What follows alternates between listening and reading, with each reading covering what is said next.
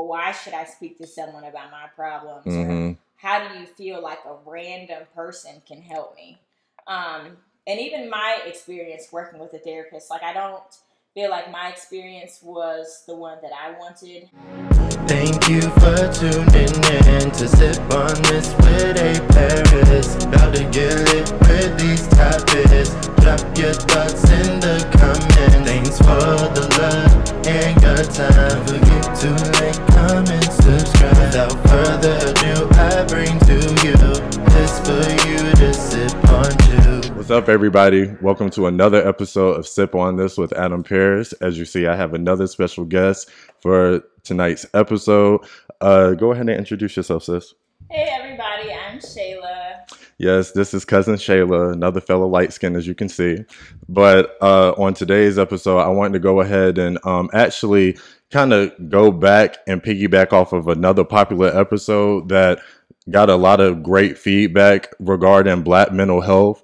Chaila here as well is a Black mental health therapist, so I figured we could get more insight about that particular topic. So for starters, I wanted to know your story as far as what got you invested in like Black mental health and how you got to the point that you are today.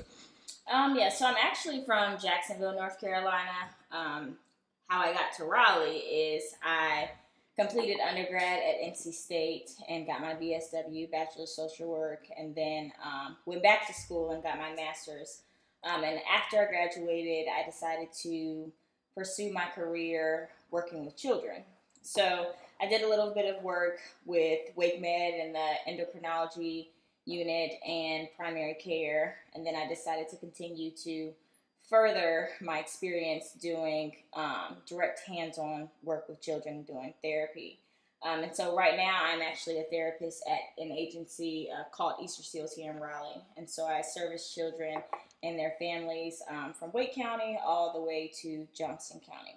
What made you decide to work with kids just because so many people are against working with kids, although they love kids? I think for me, it just starts, there's so much that starts from like when you're young and going into adulthood. And Right. so if I can be a part of changing, the things that, or if I can be a part of trying to help you and what you're going through while you're young, it will change your perspective and how you deal with it when you get older. Yo, that's fire. And so for me, a lot of the time, it's like the systematic part of it, slowly, well, I went through this as a kid, so I'm going to do the same thing to my child. And so that's pretty much what my job is trying to help that parent understand that regardless of the trauma that you went through, regardless of hardships that you face, you can't project that on your child. And so that's where me and my team come in, and we try to, with different models, we try to facilitate and navigate around changing the negative interaction cycle opposed to letting it be something that reoccurs within each generation. Yo, like I said, I think that's fire because I never thought about it from that aspect, because that's something that we spoke on my mental health episode about how I would say people in general, but mainly Black people, have a tendency of passing trauma generation to generation to generation. So the fact that you're stepping in and kind of like, rectifying the situation so it's not going further, I think that's dope what you're doing. But so again, I asked this in the other episode, but how do you think so many people, don't take mental health seriously enough to want to actually go and seek help when they obviously need to go and seek help? Yeah, I think a lot of that has to do with personal experience. A lot of it has to do also with not really knowing the psychoed behind a lot of these diagnoses that are out here. And just also, over the years, and even the times that we're in now, not really knowing if they can trust the system. So, I face that all the time up here, and it's like, how do you expect me to tell you my business, or how can I, or with my team members who aren't not the same color as myself, why do you expect me to trust you? Why do you think I should trust them? And so definitely just trying to build that rapport with them to make them feel comfortable to show them or explain, what exactly your role is and how you can support them. And I think a lot of the times the families are opposed to it just because they're not really sure, what can happen Mm-hmm. depending on the severity of the mental health of the child, or different things that they're going through in the family. Other services may have to get involved, and I think that that is a lot of the time the concern for a lot of the caregivers, because they don't really know, with the information that I tell you in hopes that you can help me, what the next step will be. Yeah. Yeah, that makes a lot of sense too. And do you personally feel like in your role, right? Do you personally feel like if you're assisting another black or brown family, that they're more receptive and more open to you due to the fact that they feel like you guys, have maybe similar backgrounds, due to the fact that you guys are maybe the same race or whatever the case may be? Yeah, and then I can also see the difference where, we need that same cultural awareness when dealing with people who aren't black. Mm-hmm. So, like, for example, of course, there might be a black family who might feel like, or they'll assume right away, oh, you get it because you're black. Mm-hmm. But realistically, I've been on teams with people where, even though we are both of the same color, some are a little bit more privileged than others. Right. So there's that experience piece that ties in again, where they still assume because you're black, you've been through or you understand. Mm-hmm. So I think that's also one of those things where, like, based on my experience and how I go in and meeting the family where they are, will depend on the comfortability that they have to, like, disclose certain things with me. Mm-hmm. And I can honestly say that, just the rapport that I have built with a lot of my family and a lot of my children is simply, based around, I guess, that initial impression, whether or not, right away, sometimes they know you're not a good fit, and they might, draw or gravitate towards a different clinician than myself, but it's just based off of that initial interaction. So actually, let's go back to the schooling that you had to go through to get to this point. I was just curious to know as well, like, so I'm assuming there's different fields within the mental health field that they had you, I guess, go through before you officially settled in on working with children. Can you speak to that a bit and what those experiences were like? Yeah, so when I did undergrad, I had to complete an internship also. And so that was my first internship at Wake Med, still starting off working with the children. Prior to even starting college, when I did my transition from doing like the 2-year back home at a community college, and then that transition, I became a substitute teacher. So that also speaks to the experience that I have with children and just me gravitating towards them and that going in that direction. But I completed my last 2 years, got my BSW, and then in the process of going and transitioning to my MSW, I did the advanced standing program. So that was 1 year. And I started out at Duke. I worked for a program there and doing like SSI, SSDI, and like assisting with Social Security. And I just didn't really feel like that was a good fit, not really something that I wanted to do long term. So I tried to figure out what else could I try to, I guess, figure out, like, trying to figure out in that process, like, what was a good fit for me. Like, if I'm going to pick a field placement, let it be something that I can just gain so much more insight on the clinical side of things.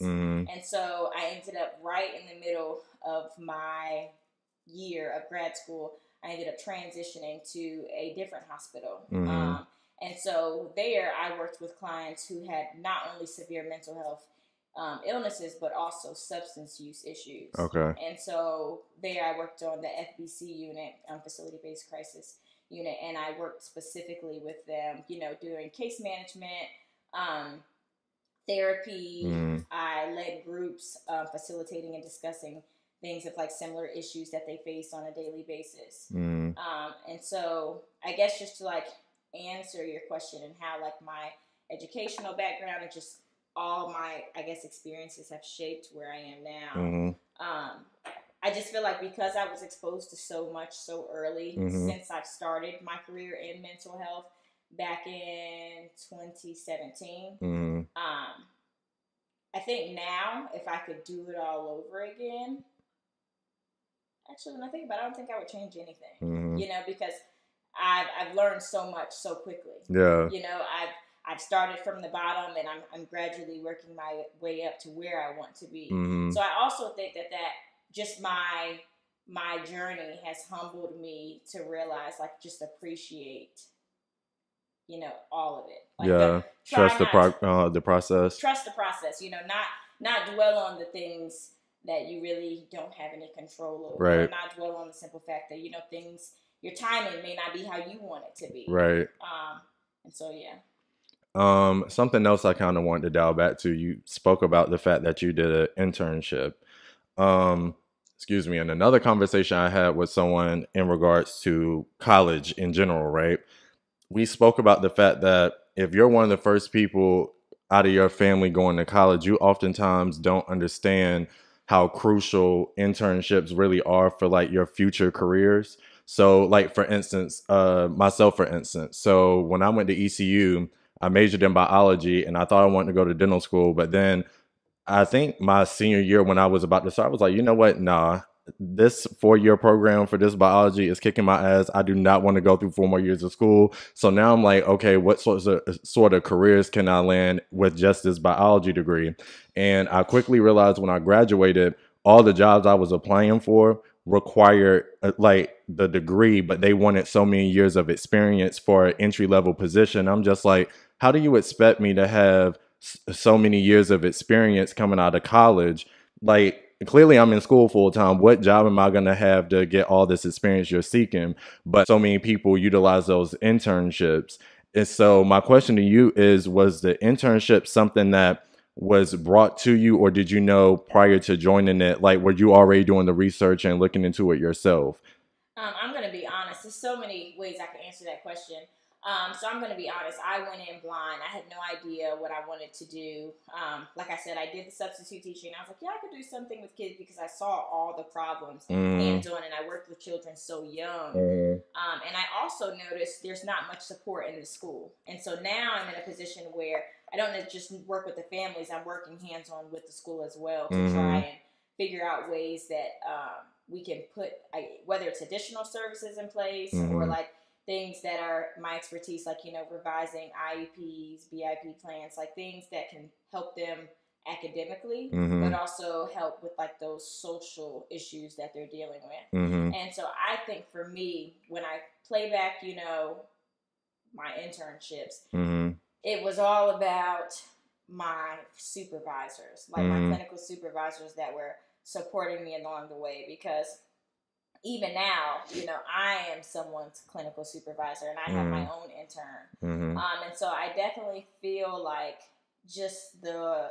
role that you play and the leader that you are and the example that you set for your supervisee definitely will mold your experience or mold that intern's experience as to, what exactly they take from the internship. And so that was another thing coming fresh out of grad school, is that even though I had these credible major hospitals that I worked at, it was, you don't have any other experience because in grad school, for me, I did the advanced standing program. So I did the 1-year program opposed to 2. So it's a lot quicker, and outside my field placement, that was 40 hours a week. I didn't really have time to have a job or get extra experience because I didn't even have I wasn't even partially licensed. And so that definitely was discouraging, because you're like, what job am I going to have, or who wants to hire me? Like, I'm fresh out of college. But I can definitely see how things have changed since 2019 when I graduated, because now we have agencies who are more willing to take those who are fresh out of college, to help try to mold them and get them the experience that they need. My agency in particularly. And so I definitely feel like my internships definitely weighed heavily on my decisions and the type of therapist that I wanted to be. So you literally just, I had a question in mind, but you literally just answered it in that last bit. I was going to ask, did you feel like the internships were necessarily like really beneficial to help you get to where you are now? The only reason why I was going to ask that was because I know people in different fields of work that did actually go through internships, and by the time they got to the role in which they're in now, they were just like, man, that internship did not really assist with anything. or whatever. It was just the fact that they needed to be able to say they did an internship for quote unquote experience to put on a resume.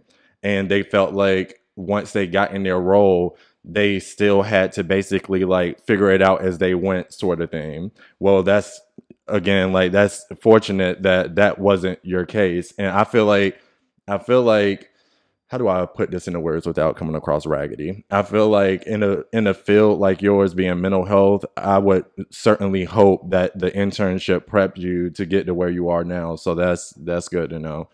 Yeah, I would definitely say my placement that I had in grad school, my supervisor was a badass. Like, she gave me the real Mm-hmm. soon as I started. And Mm-hmm. so just observing how she dealt, and it's like with the therapist, a lot of people don't realize, or it's like one of the golden rules, like limiting disclosure. Like, you really shouldn't disclose personal things about your Mm-hmm. life.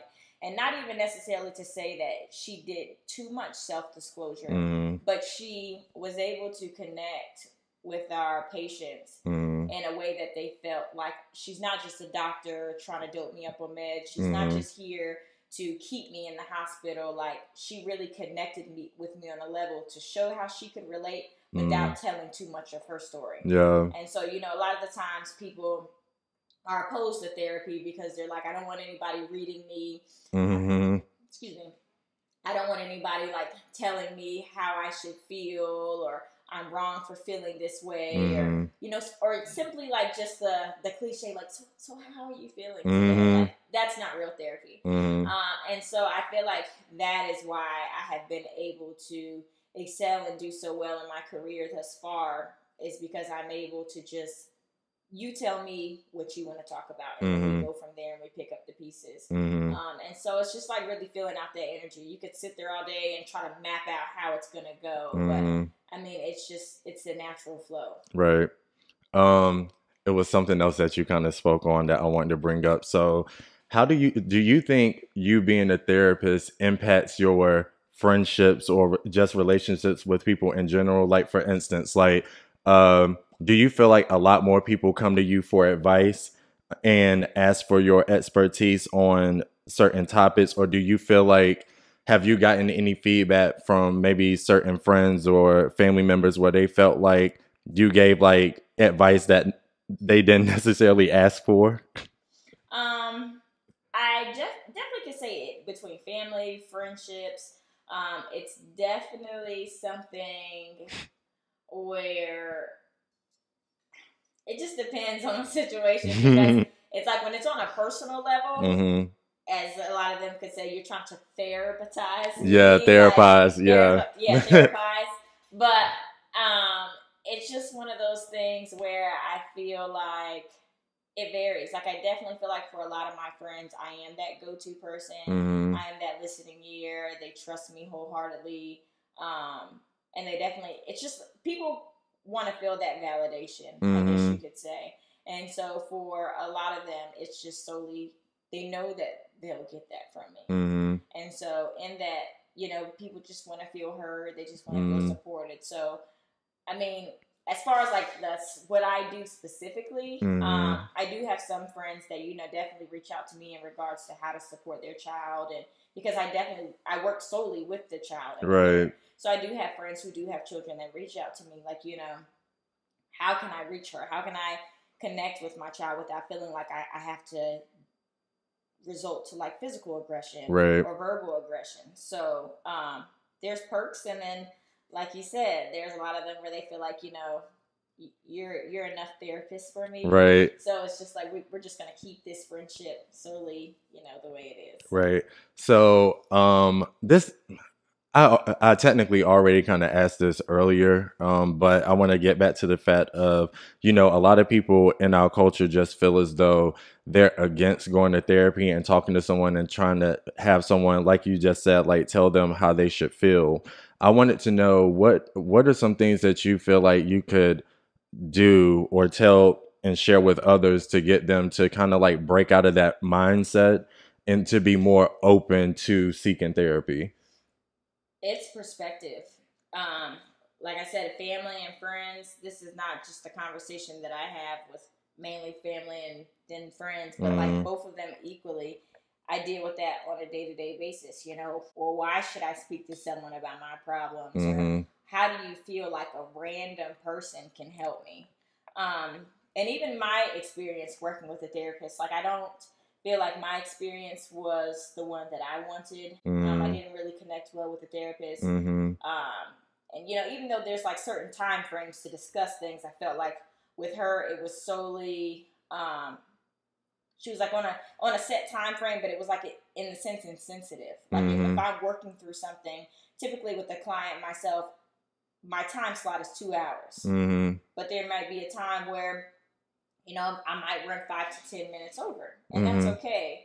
But I think it's definitely making it just depends on the therapist. Like you can have a therapist who can make this the worst experience for you because they're insensitive to the things that you're going through, or it can be the best experience because y'all connect and hit it off right away, and you realize that they really care about what's going on. And I think a lot of the time is that people don't feel like anyone cares to listen to what they're going through or what they're dealing with. Like, why do you think that I should speak to someone?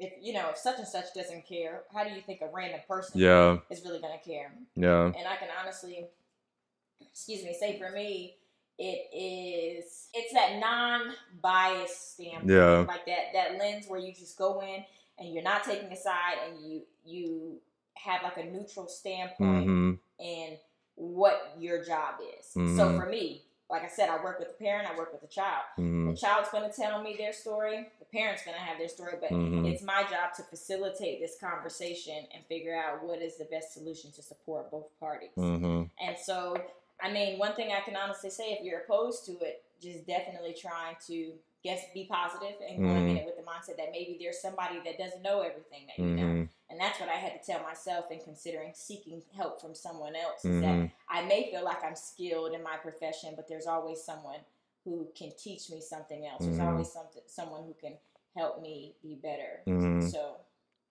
So, oh my gosh, to be honest, you just said a lot, and it was like every few words you said, I was trying to keep mental notes to go back to certain things. So if I'm hesitant, that's why, because I'm trying to remember all the things I want to go back to. So number one, I think it's interesting that you said that you have a therapist yourself, because the last therapist that I had up here said the same thing. And I totally feel where you guys are coming from, because being in the field that you're in, I'm sure you guys hear some of the worst cases like ever, right?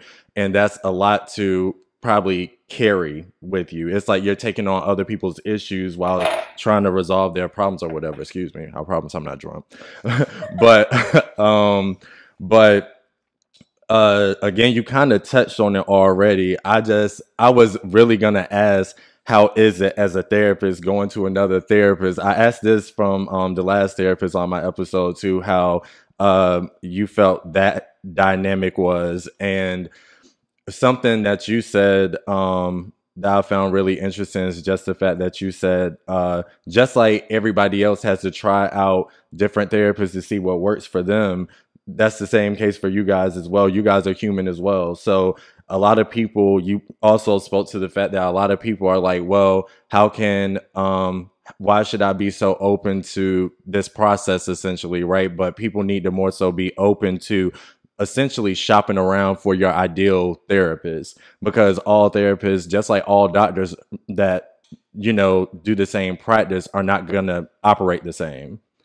And then it was, something else I wanted to ask. So, you spoke to the fact that, having to have an unbiased opinion, if at all, can you explain what that process is like? Because me personally, right, I've always been interested in mental health, because I too, in my friend group and just like in my family as well, I'm oftentimes the go-to person, and I'm so much of a logical thinker that I come off unempathetic to people's issues. So they'll come to me and I'm kind of like, do you not, like, I feel like the issue and the solution here are obvious. And like at times I can admit I can kind of have a biased standpoint. So what is your process like to make sure that you're not making someone's feelings feel inferior for a certain situation that they're going through? For me, it's definitely those mental notes. Like a lot of the time, you could hear a story, and like you said, especially upbringing. I'll use that as a perfect example. A parent could tell me one thing, and in my mind, I'm like, "Oh my God, my parents raised me to be the same way." But then you have the child where she points out a lot of things that I can understand her frustrations because it's not okay. And so that's where I went back to earlier with saying like how you were raised typically, and even with children, and parents doing the parenting, like how you raise Jake and how you discipline Jake is not how you're going to discipline Mary. And so definitely being aware of the things that work and the things that don't work. And so when it comes to me trying to stay neutral, I try to start with the strengths. So, I highlight after, both parties have spoken, highlighting the strengths of the situation. Y'all both showing up. We're both addressing key points that may be difficult, which I'm here to facilitate the difficult conversations.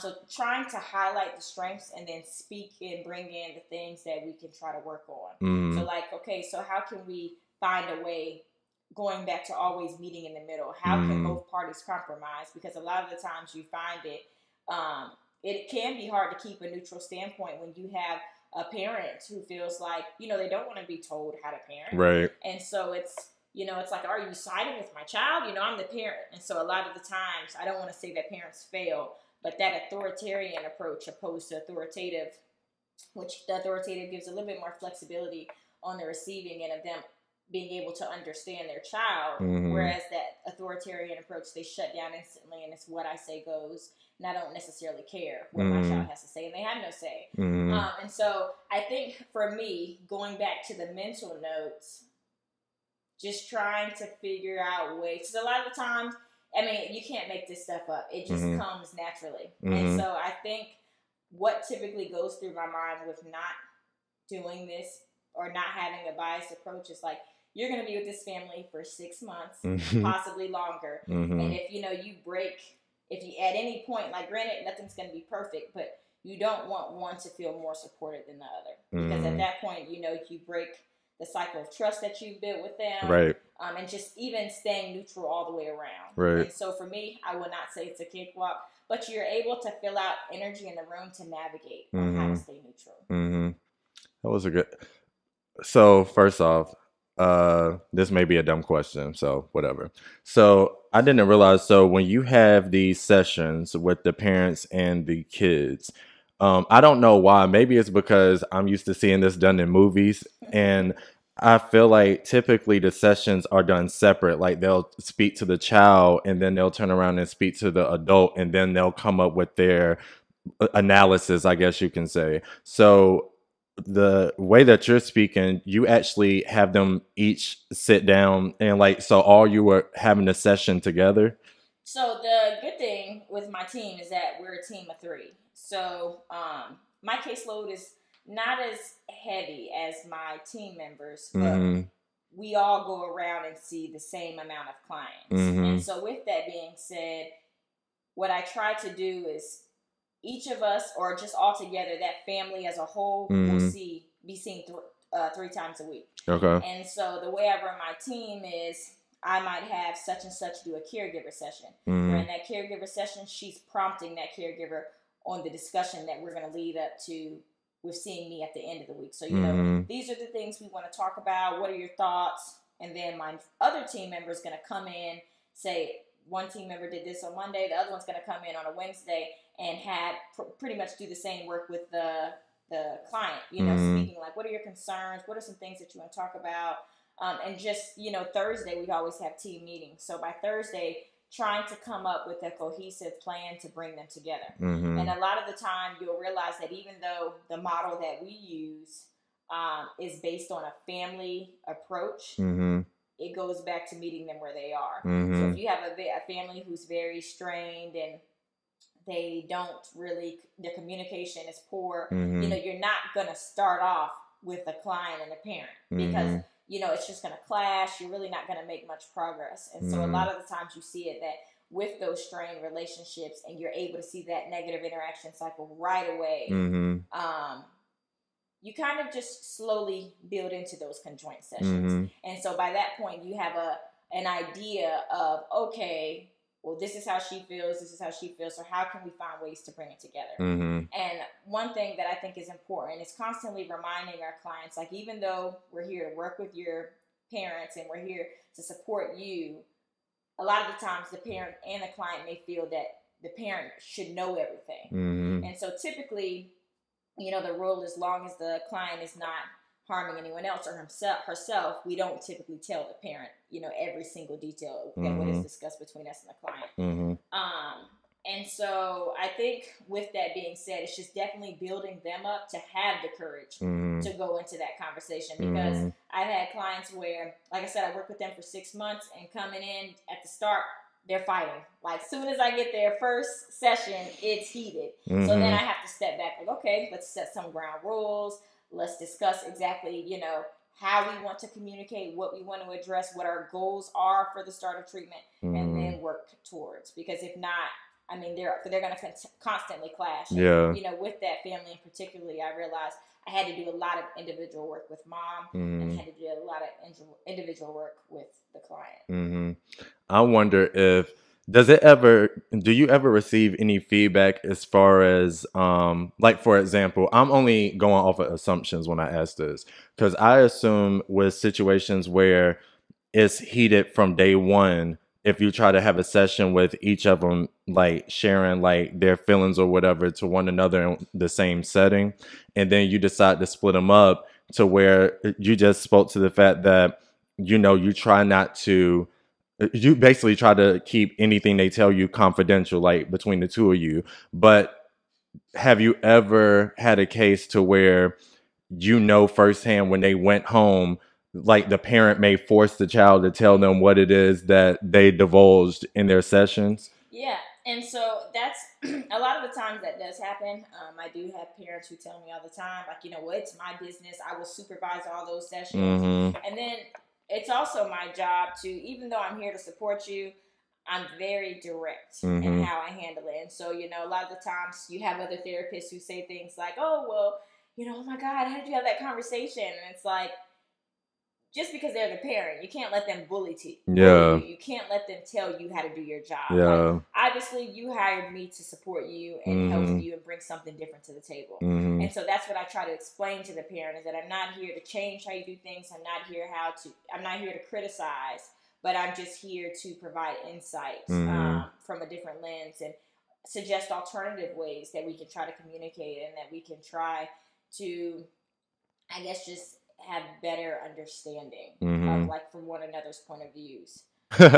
No, you answered that just fine. And I was gonna ask too, which I guess technically you kind of spoke to this a little bit. I was gonna ask how, like, I'm trying to choose my words wisely too. So I'm basically trying to get at how do you, like, stand your ground when you deal with parents like that try to, like, bully you in those cases? Definitely just explaining enforcing boundaries and just respect for one another as an adult.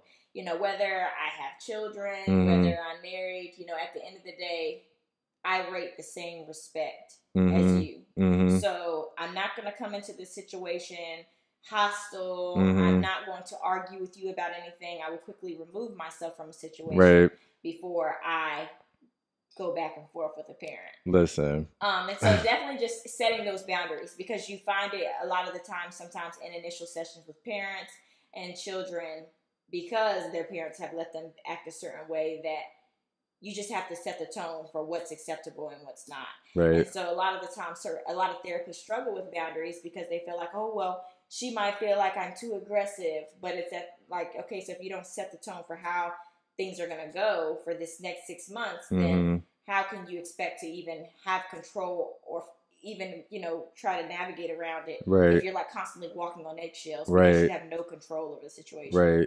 So yeah, I like that answer. And then something else I want to actually dial back to. I just remembered one of those points that I said I may have to double back to because you've been unpacking quite a bit. So I wanted to ask, as far as, like, this 6 month assignment that you have with your clients, is that something that just maybe just your agency or your team came up with, or is this kind of like a standard amongst like therapists that you guys like, depending on the cases, potentially you feel like, okay, we're going to allocate this case this amount of months, and we'll track the progress along the way? Like, how do you guys come up with the timing of your sessions, I guess? Excuse me.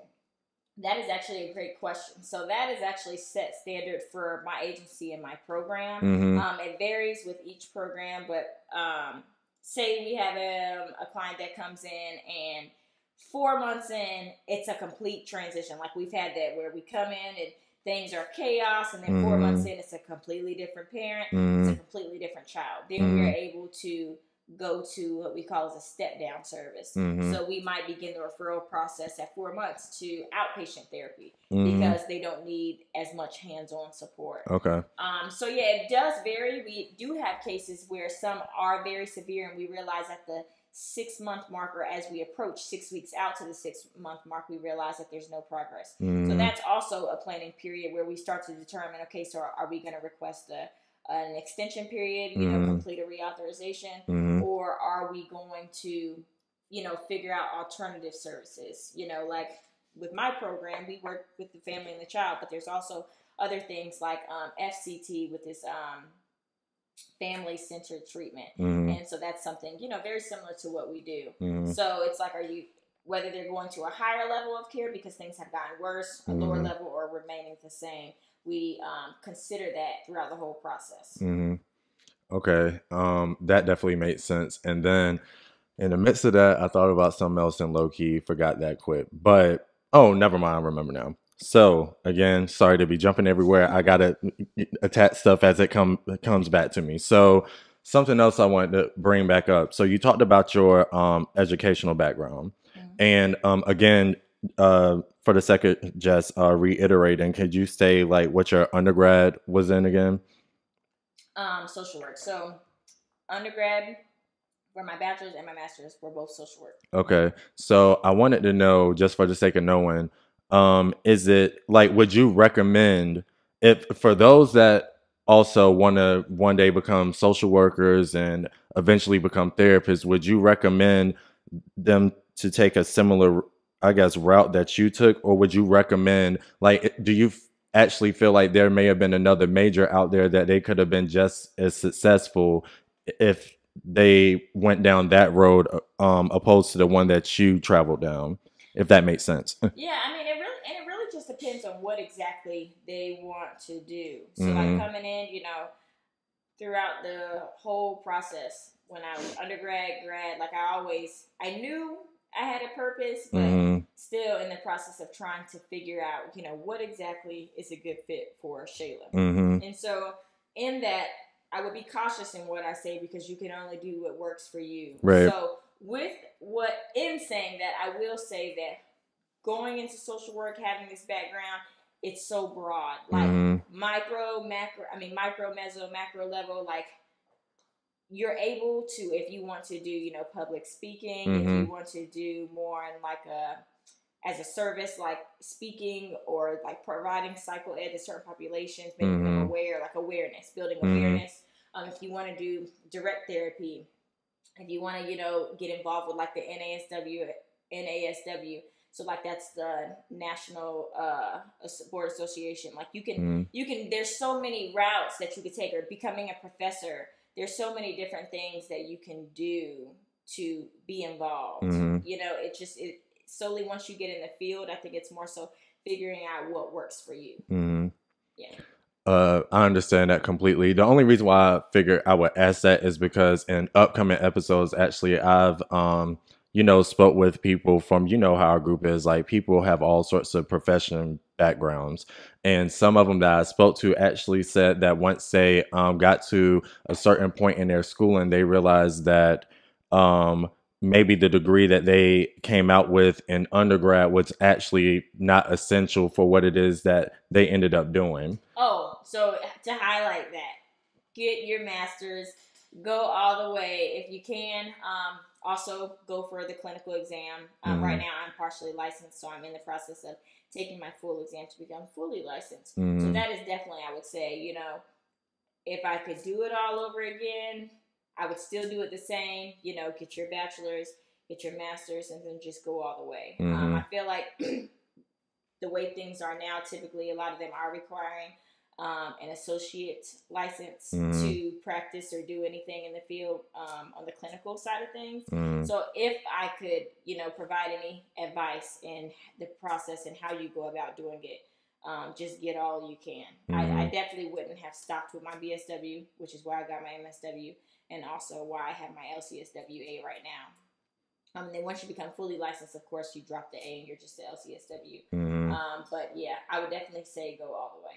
Okay, and you actually kind of touched on the next question that I was about to ask, but I'll throw it out there anyway. I was gonna ask basically like any other tips, any other helpful tips that you would recommend for anybody that again wants to become a mental health therapist. You did just speak to the fact that you think they need to go all the way. It'll be beneficial to just go through all the way and get your master's. But is there anything else experience-wise that you think will help them in their future careers? Taking care of yourself, setting boundaries, and just putting you first. Like you said right at the beginning of the interview, you know, it's very hard not to go through burnout right away, and especially because, you know, the mental health field is such high demand right now. Like even in going through this pandemic, you know, people are losing their jobs, people are dealing with cabin fever, you know, constantly being around their families, and just so many other social issues that are going on, and, you know, other environmental factors that are affecting everything. I would just honestly say, you know, put yourself first, take that time out to regroup. Your body will definitely tell you. Yeah. So definitely just, you know, putting yourself first, taking time to do the things that you love, taking that time to regroup, and just definitely being aware of, you know, when you're starting to feel like you just can't take it no more. Because like you said earlier, you know, you do take on a lot. You hear you know, so much is thrown at you, whether it's work, whether it's other people's, you know, personal views, and like your family or friend settings. And so also even with your friends, like taking that time to say, you know, hey, I can't do this right now. And listen, if anything, if they're your real friends or, you know, they care about you, they'll respect that. Right. And because a lot of the times, I can honestly tell y'all, being virtual this past year has been hard because, you know, you're in a room and you're just on a computer for hours, you're talking to people all day. Yeah. So, yeah, just definitely take that time out to yourself. Me, I like to travel, so I'm probably gone every single month. But I will say that is my breath of fresh air. That is something that just allows me that time to just take a mental break and just say, you know, you got this. This is okay. Something that's also been suggested to me is like meditating. So like taking that first bit of time in the morning to regroup. And not like myself, I'll run to Instagram probably. So yeah, just definitely taking that time to write those mental notes, explain how you want to carry out your day, be intentional with the things that you say and what you want to do. So yeah. Again, you've said a lot that I need to bring back up that I'm actually going to apply to myself, right? I too, it's so crazy because at work, I feel like for whatever reason, people have a hard time wrapping their mind around the fact that like you actually vacation when you're on vacation. And what I mean by that is, so like anytime I put in vacation, it's always for the trips that we go on, right? And my coworkers, anytime I come back, they're like, so where'd you go this time? I'm like, why y'all so mad? Like you guys are the ones like inhibiting yourselves at the end of the day. Like there's a whole world out there that you should go out and experience, and like you have the same vacation days as me. And the way that I like to like decompress and like unwind is again these trips. And when I'm on vacation, I let it be known at my job, like speaking of creating those boundaries, like especially to make sure your mental health stays intact, right? Do not hit me up when I'm on vacation. I'm on vacation for a reason. I need to take a break. I don't want to hear nothing about work. I'm here to do hood rat things with my hood rat friends. That's what I'm here for, a good time, not a long time. So leave me alone. Heavy on the leave me alone. And it was, sorry, that got a little ghetto towards the end. But you mentioned something else just then too that I wanted to touch on in terms of I wanted to ask, since you brought up the pandemic, I'm gonna throw both of these out there so I won't forget. One, do you feel like more people? Do you feel like your team or just the mental health field in general? Do you feel like it's been more active during this pandemic due to all the issues that we've experienced during this pandemic? And also, I want to know how do you think your mental state has been during this pandemic as well?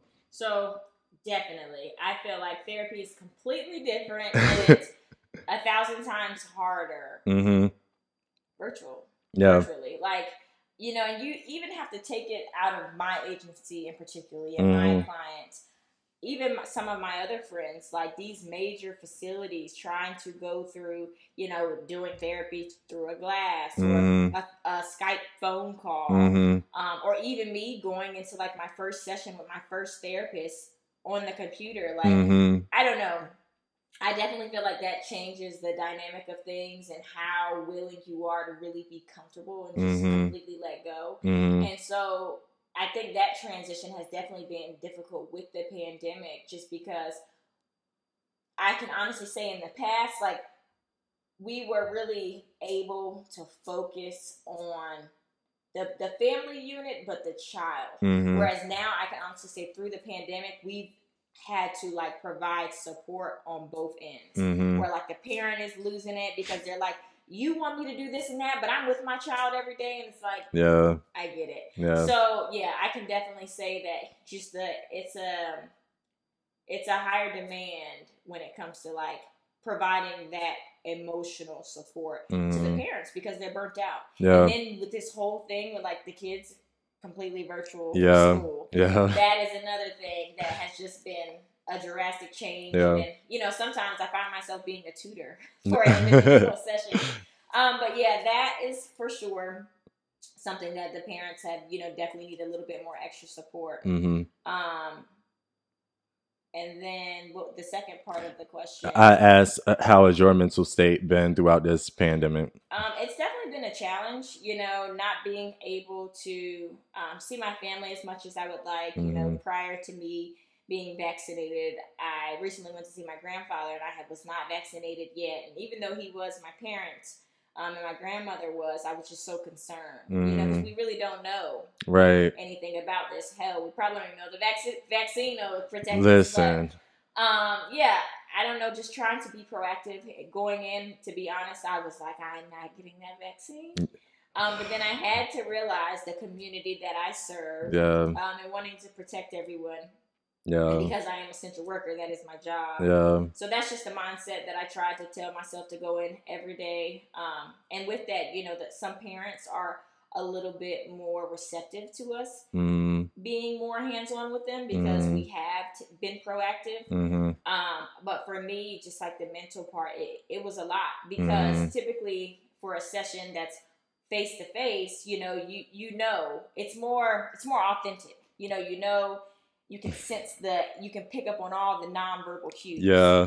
Whereas through a computer, you're like, oh my God, I don't really know how they feel. I think I get it. Yeah. So for me, it was just not trying to take it personal. Yeah. And that just goes back to the tips that I would even provide, upcoming and rising social workers is like, leave work as work. Yeah. Don't let it become something personal, something that you're dwelling on outside of your work life because it becomes something that you'll kind of take with you. Yeah. And so for me, I think my greatest challenge and something that I struggled with was I moved into a new home and we went completely virtual. And so for me, it was like trying to realize like it's hard to really enjoy your home when work is at home. Yeah. So definitely trigger. Taking that time to be like, okay, I got to get out these 4 walls outdoors. Oh my God. If I could just go on a walk, if I could just separate myself from my house at this point, I think that was just like my greatest challenge. It's like home is supposed to be, your time to have some peace. But a lot of the time I found myself wanting to get out of the house because work was at my house. Yeah.